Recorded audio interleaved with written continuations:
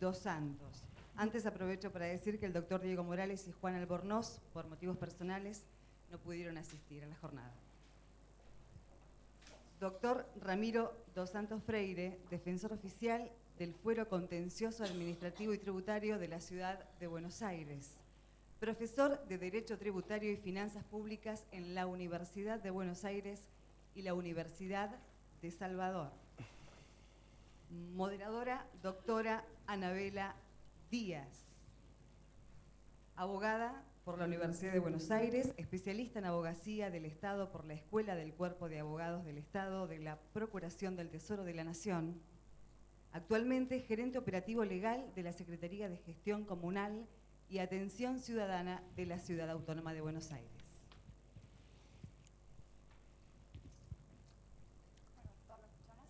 Bueno, buenos días a todos. Muchas gracias a los organizadores, a Juan Corbalán, a Horacio Corti y a todos ustedes por estar acá. Creo que el tema de la exposición merece una breve explicación. Yo quería desarrollar la jurisprudencia de Sudáfrica en materia de vivienda, haciendo un especial énfasis en la cuestión presupuestaria, ¿no? En el panel también estaban previstas unas exposiciones que, bueno, que lamentablemente no se van a poder dar, que hablaban de la jurisprudencia de Estados Unidos y de la Argentina, porque la idea es un conjunto, digamos, un análisis, se puede decir, de derecho comparado y ver distintas perspectivas y distintos modos de analizar estos temas en la jurisprudencia. ¿Y por qué la jurisprudencia de Sudáfrica en materia de derecho a la vivienda? Esto nace dentro de la cátedra de Horacio Corti, de la cátedra de Finanzas Públicas y Derecho Tributario, y en particular en la cátedra de Derecho Constitucional Presupuestario, donde nuestra intención fue empezar a estudiar, justamente como él habrá dicho en la apertura, estudiar la vinculación entre los derechos humanos y el presupuesto. O sea, nosotros partimos por nuestra formación de las finanzas públicas, del derecho presupuestario, y lo que hemos observado en los últimos años es cómo toda la teoría de las finanzas públicas y en particular la teoría del presupuesto estatal ha sido conmovida, ha sido modificada por todo el avance jurisprudencial en materia de derechos humanos, ya sea en todo el mundo a través de los tratados internacionales, a través de los sistemas de protección de los derechos humanos, etc., ¿no? ¿Y por qué el derecho a la vivienda y por qué en Sudáfrica? Porque hay una característica especial en Sudáfrica, que es que la Corte Constitucional Sudafricana, que es obviamente el Tribunal Superior de ese país, o sea, el equivalente a la Corte Suprema Argentina, esta Corte Constitucional tiene digamos, un conjunto de fallos muy importantes en materia de derechos sociales, de derecho a la salud, en materia de derechos civiles como el matrimonio igualitario, etc. Y en particular tiene lo que podríamos llamar una familia de fallos en materia de derecho a la vivienda, ¿no? Y también quiero decir, porque corresponde, que yo tengo una preocupación particular por el derecho a la vivienda, ya que como se dijo, soy defensor oficial en la Ciudad de Buenos Aires y a la que me incorporé este año. Y históricamente la Defensoría Oficial de la Ciudad de Buenos Aires, la defensa pública en la Ciudad de Buenos Aires, ha desarrollado una actividad muy importante en defensa de los derechos sociales y en particularmente el derecho a la vivienda, que es uno de los problemas más graves que tiene la Argentina y la Ciudad de Buenos Aires en particular. Entonces, haciendo un poco toda esta introducción, voy a hablar un poco de estos casos de Sudáfrica, que todos estos casos se resuelven bajo el marco de la Constitución de Sudáfrica del año 1996, que es la constitución, digamos, de la Sudáfrica moderna,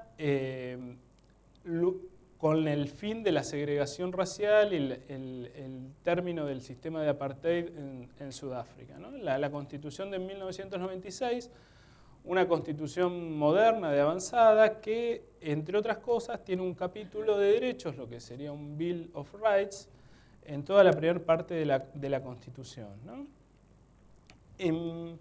En particular, el artículo 26 o la sección 26 de la Constitución consagra el derecho a la vivienda, donde dice todos tienen el derecho a tener acceso a la vivienda adecuada, el Estado debe tomar medidas legislativas dentro de sus recursos disponibles para lograr la satisfacción progresiva de este derecho y nadie puede ser expulsado de vivienda o que se demuela su vivienda sin una orden de la Corte emitida después de considerar todas las circunstancias. Y ninguna ley puede aprobar o permitir desalojos arbitrarios, ¿no?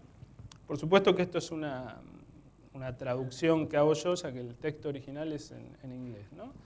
Y a su vez el artículo 28, que habla de los derechos a la niñez, también uno de los derechos de la niñez es el de nutrición básica, refugio, servicios de salud y servicios sociales básicos, ¿no? Ese es el marco jurídico básico, ¿no? del derecho a la vivienda en Sudáfrica. En inglés hay dos palabras que tienen un significado diferente, que es housing, que es similar a vivienda nuestro y que sería el equivalente. Y también cuando se habla de los derechos de la niñez se usa otra palabra que es shelter, que en realidad se traduce normalmente como un refugio, o sea, un contenido menor al que es una vivienda, ¿no?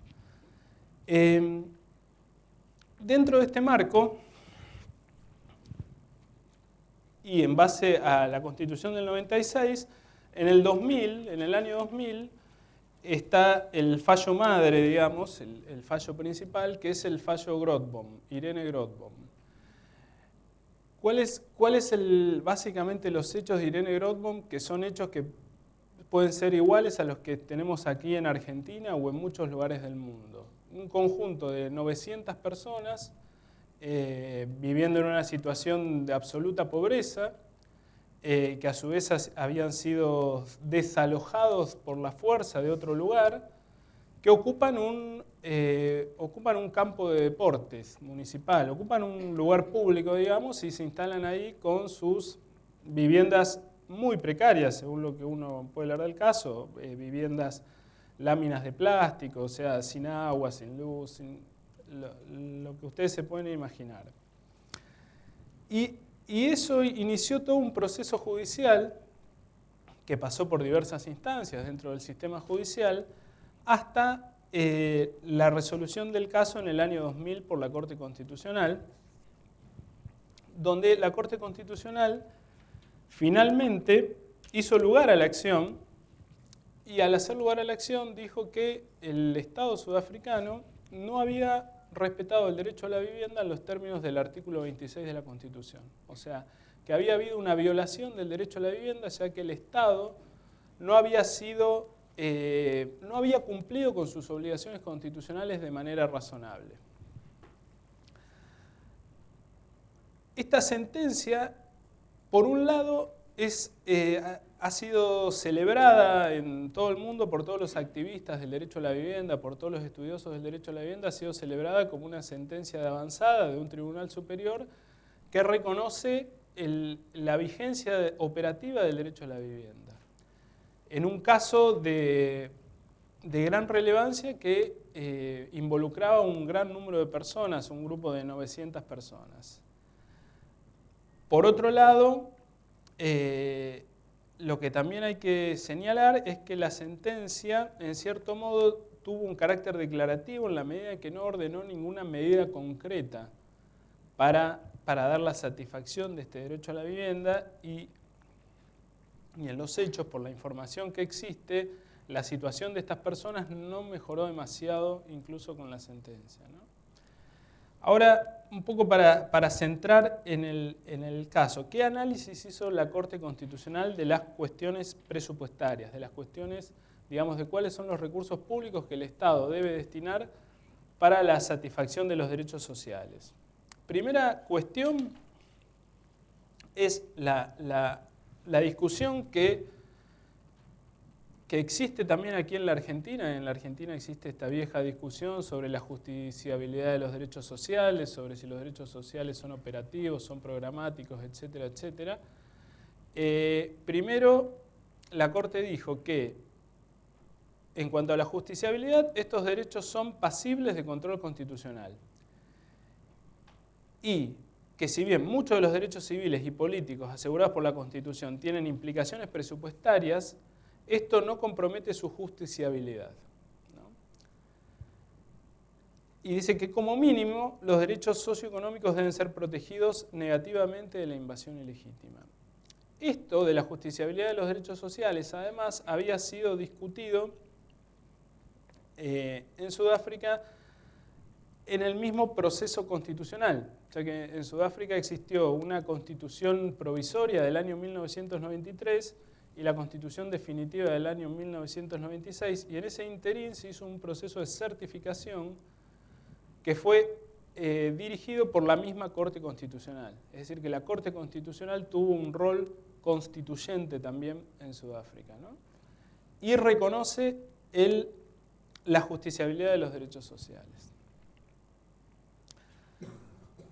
Partiendo de esa base se empieza a analizar y también tomando en consideración las cuestiones presupuestarias, las cuestiones de los costos y por supuesto no solamente como sucede aquí en Argentina las implicaciones de ese caso concreto, sino el efecto expansivo que pudiera tener un fallo sobre un montón de situaciones similares. Se hizo un análisis en base al Pacto de los Derechos Económicos, Sociales y Culturales, ¿no? El Pacto de los Derechos Económicos, Sociales y Culturales, que como ustedes saben es uno de los pactos del 75, inciso 22 de nuestra Constitución, o sea, un pacto ratificado por la Argentina, con jerarquía constitucional en la Argentina, también fue considerado por la Corte Sudafricana en este fallo, con la salvedad de que Sudáfrica firmó ese pacto pero no lo ratificó, con lo cual el valor positivo del pacto no era tan fuerte en ese país, ¿no? Hay una de las cuestiones siempre cuando se habla de derecho presupuestario en relación a los derechos humanos es que la obligación del Estado es hasta el máximo de los recursos disponibles. Eso es lo que dice textualmente este pacto internacional, hasta el máximo de los recursos disponibles, y eso más o menos se conjuga con lo que dice el artículo 26 en la Constitución de Sudáfrica, que el Estado tiene que realizar este derecho dentro de los recursos disponibles, con lo cual es más o menos coincidente. Y también otra cosa que dice el Pacto de los Derechos Económicos, Sociales y Culturales es que todos estos derechos deben ser asegurados hasta un piso mínimo, tienen un contenido mínimo esencial. Tanto en cuanto al máximo de los recursos disponibles como al contenido mínimo esencial, la Corte Sudafricana hizo todo un desarrollo y todo un análisis de este tema, pero no resolvió el caso en base a esos preceptos ni estableció cuál era el contenido mínimo en el caso, por diversas razones, pero principalmente por la razón que está alegada en el fallo de la falta de información y la dificultad que tiene una Corte Constitucional, la dificultad que tiene un tribunal judicial para tener toda esa información que en principio es propia de otros poderes políticos, y toda una información que exige una planificación económica y unos datos económicos que las Cortes no poseen. Entonces, ese enfoque lo dejó de lado en el caso. ¿Y cuál es el enfoque que utilizó? Utilizó lo que se llama el estándar de razonabilidad, ¿no? El principio de razonabilidad fue el que aplicó en el fallo, que es que el Estado, cuando uno analiza la constitucionalidad de las políticas públicas, la idea central es la idea de razonabilidad, ¿no? Y desarrolla extensamente esta idea de la razonabilidad, es decir, que las políticas públicas deben ser razonables, deben ser ejecutadas de modo razonable, y a su vez esta razonabilidad no va mucho más allá de un contenido elemental, un contenido básico de lo contrario a la arbitrariedad, sino que la razonabilidad tiene que tener un contenido más profundo, donde los jueces se involucran en un verdadero análisis serio y razonado y con toda la información suficiente sobre cuál deben ser las políticas razonables.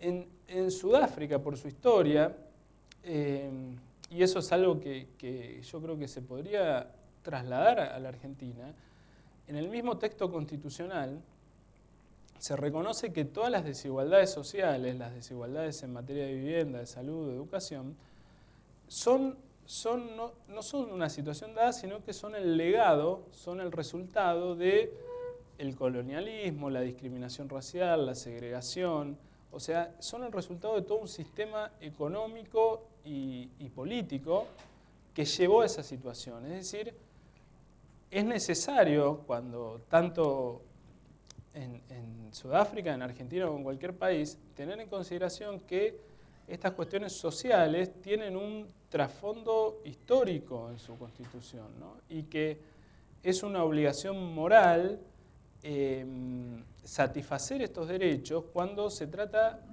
el resultado de injusticias históricas, ¿no? Entonces, volviendo lo que aplica a la Corte básicamente es este estándar de razonabilidad. Analizar en cada caso concreto la razonabilidad de las políticas públicas y en particular del derecho a la vivienda. Y en el caso en particular concluyó que la acción del Estado no había sido razonable. No había sido razonable. Estos procesos estructurales, estos procesos, los que se denominan litigios estructurales, tienen un valor no solamente en cuanto a la sentencia en sí, al resultado del pleito, sino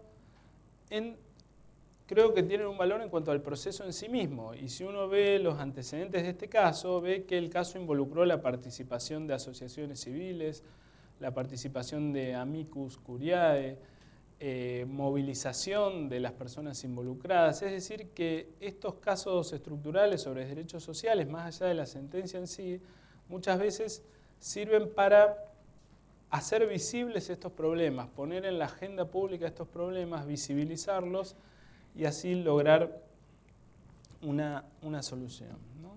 Entonces, para sintetizar la doctrina de este caso, la palabra clave es la de la razonabilidad como un modo de vincular el presupuesto con los derechos humanos. Un poco para completar lo que es la familia de fallos en materia del derecho a la vivienda, nombro rápidamente dos casos. Un caso del año 2001 que se llama Kialami, donde una asociación de propietarios demandaba contra el Estado porque todo un grupo de personas, un colectivo de personas que había sido víctimas de inundaciones se había instalado en un pueblo, se había instalado en una ciudad y se estaban vulnerando normas sobre zonificación, sobre planificación urbana, etcétera, etcétera. Entonces ahí se rechazó la demanda de la asociación en base al caso Grootboom y la Corte volvió a reiterar que las obligaciones constitucionales del gobierno respecto al derecho a la vivienda incluyen la necesidad de facilitar el acceso a un alivio temporario para las personas que no tienen acceso a tierras ni a una vivienda o que vivían en condiciones intolerables. Esa es una doctrina, digamos, que complementa la cuestión del derecho a la vivienda, es que siempre hay un derecho a un alivio temporario y que en los casos de desalojos, para que un desalojo sea razonable, y esto es algo similar a lo que dice la observación general número 7 del Pacto de los Derechos Económicos, Sociales y Culturales, para que un desalojo sea razonable tiene que haber alguna alternativa siempre, tiene que haber alguna alternativa básica, algún refugio básico para que un desalojo sea razonable. Otro caso es de febrero del 2008 que se llama Ocupantes de Olivia Road 51 con Ciudad de Johannesburgo, donde las autoridades de Johannesburgo iban a desalojar toda una serie de inmuebles en el centro de la ciudad, de ocupantes que estaban a título precario ocupando inmuebles en el centro de la ciudad. Y en ese caso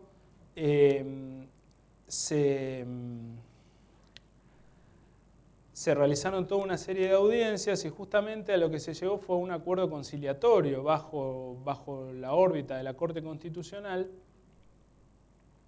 por la cual las personas no podían ser desalojadas hasta tanto la ciudad no garantizara justamente un alojamiento alternativo, ¿no? Eso es, si ustedes se dan cuenta por la fecha, desde el año 2008, son 2 años antes del Mundial de Fútbol, y muchas veces esos grandes eventos generan como se ve en Brasil ahora y como se vio en Sudáfrica, generan cuestiones urbanas muy negativas para las mismas ciudades y para las personas más pobres de esas ciudades, que son muchas veces desplazadas por intereses comerciales, por intereses publicitarios, son desplazadas de sus lugares sin que sean respetados sus derechos, ¿no? Y después otro caso que me interesaba señalar, que completa un poco esta familia de fallos, si bien hay otros, pero para completar menciono este caso más, que es un caso del año 2005, que es el caso Mother Clip. El caso Mother Clip se trataba de 40.000 personas desplazadas, o sea, 40.000 personas que habían sido desplazadas de sus lugares, que no tenían un lugar donde vivir y que se habían establecido en un predio muy grande, propiedad de una empresa privada, de esta empresa Mother Clip. Que justamente esta empresa, que era la titular del lugar, la titular del predio, agotó todas las instancias judiciales. O sea, no es un caso que se inicia como un caso de derecho a la vivienda, sino que es un caso de derecho a la propiedad privada. Entonces, es un caso donde uno puede visualizar la tensión y los conflictos que se producen a veces entre los derechos individuales y los derechos colectivos. Esta empresa agotó todas las instancias judiciales para lograr el desalojo y para lograr la restitución del bien. Y finalmente la Corte Constitucional, ¿qué es lo que dijo? Hizo el siguiente razonamiento. El Estado tiene que garantizar el derecho a la propiedad privada, que por supuesto está reconocido en la Constitución, pero por otro lado el Estado también tiene que reconocer el derecho a la vivienda. Entonces, ¿cuál fue la resolución del caso? La resolución del caso fue que el Estado, que era el garante de ambos derechos, tenía que compensar a la empresa, y la resolución fue compensarla a través de las disposiciones de las leyes de expropiación, es decir, una compensación económica para la empresa mediante una expropiación o mediante el pago de alquileres, ¿no? Y que el predio no podía ser desalojado hasta tanto no existiera otra vez un alojamiento alternativo. Eso se puede decir que es una doctrina más o menos constante, que para que un desalojo sea razonable tiene que haber un alojamiento alternativo. Este es un caso que si uno ve los antecedentes también fue celebrado, digamos, por otras asociaciones que están más vinculadas justamente con los derechos empresariales, los derechos a la propiedad privada, etc. O sea, fue un caso donde se entendió que la Corte Constitucional había respaldado el derecho a la propiedad privada. Yo creo que más o menos con esto traté de dar un panorama de cómo en otro país que tiene, por supuesto, muchas diferencias, y por supuesto que uno cuando habla de cuestiones de derecho comparado tiene que tener mucha prudencia y mucha humildad, porque es muy posible incurrir en errores por desconocimiento de todo el contexto político, histórico, de las características. Pero, sin embargo, bueno, creo que se pueden extraer algunas enseñanzas o extraer algunas cuestiones. Básicamente, para sintetizar, la doctrina de la Corte Constitucional en cuanto a la vinculación de los derechos humanos con el derecho a la vivienda y los derechos sociales en general, porque también hay fallos sobre derecho a la educación, hay fallos sobre derecho a la salud, hay un fallo muy importante que se llama TAC, que es por la sigla de una ONG del año 2002, sobre medicamentos para el tratamiento del HIV, que ese fallo es muy importante, incluso va más allá de Grothbohm, porque Grothbohm emite una declaración, pero sin un mandato concreto. En cambio, este fallo sí tenía mandatos concretos para el Estado. Entonces, la doctrina sería esa, la vinculación a través de la razonabilidad de los derechos humanos con el presupuesto. Yo, para no agotarlos, creo que podríamos terminar y si hay preguntas las Perfecto. hacemos. Bueno, a continuación le voy a leer las preguntas que recibimos del público mediante las redes sociales. En primer lugar, la pregunta formulada por la señorita Cora de Ramospe: ¿cree que la doctrina sentada en el fallo Sobra Money versus Ministry of Health en lo relativo a la sujeción por parte del Estado a limitaciones presupuestarias ha sido totalmente superada por el fallo Grothbond o queda algún resabio de aquella? Ahí en la pregunta se menciona un fallo del año 1997 que se llama Sobra Money, no sé si lo estoy pronunciando bien, que es un fallo donde era el caso de una persona, de un paciente renal, que necesitaba un tratamiento de diálisis, y ese tratamiento de salud fue negado por el hospital público, ¿no? Fue negado y la justicia rechazó la acción judicial. La justicia rechazó la acción judicial, que sería una acción judicial más o menos similar a lo que es nuestra acción de amparo, y eso fue rechazado por la justicia en base justamente a este análisis de la razonabilidad y al de los recursos disponibles. O sea, la justicia respetó que el Estado, que el gobierno decida asignar recursos de otra manera y dejar sin cobertura médica ese caso particular. O sea, fue un caso donde se rechazó. Y la persona no tuvo el tratamiento y la persona al poco tiempo falleció, el actor, por la falta de este tratamiento. Ahora, si uno vincula ese caso del año 1997 con este caso del año 2000, uno podría decir que el segundo caso constituye un avance en cuanto a que la justicia hizo lugar a la acción y reconoció la validez de los derechos sociales invocados. O sea, por un lado hay ese avance. Pero por otro lado también en realidad, creo que se podría decir que se está aplicando en ambos casos la misma doctrina, la doctrina de la razonabilidad. O sea, el análisis en ambos casos, tanto en el caso Sobra Money como en el caso Grothbond, partió del análisis de la razonabilidad de las políticas públicas. Y en un caso se estableció que lo que hacía el Estado era razonable y en el otro que no, que era irrazonable. Pero digamos, la doctrina judicial en sustancia no sé si es tan diferente. Hay algunas diferencias de matices, pero esencialmente por ahí es la misma. Perfecto. Y la última, la pregunta de la doctora Camila Martelli: ¿qué similitudes y diferencias considera que existen en torno al juzgamiento de políticas públicas entre la jurisprudencia sudafricana y la argentina?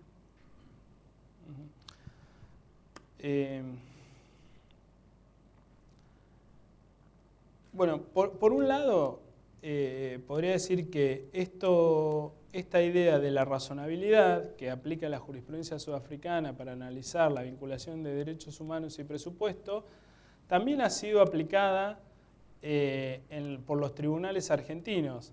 En muchos casos, ya que nuestro derecho constitucional, en base al artículo 28 de la Constitución y la idea de la razonabilidad, tiene toda una tradición en materia de principio de razonabilidad, y es bastante usual que los jueces argentinos tengan eso en la cabeza cuando resuelven los casos, o sea, razonen de esa manera, con lo cual podría haber una suerte de equivalencia. Por otro lado,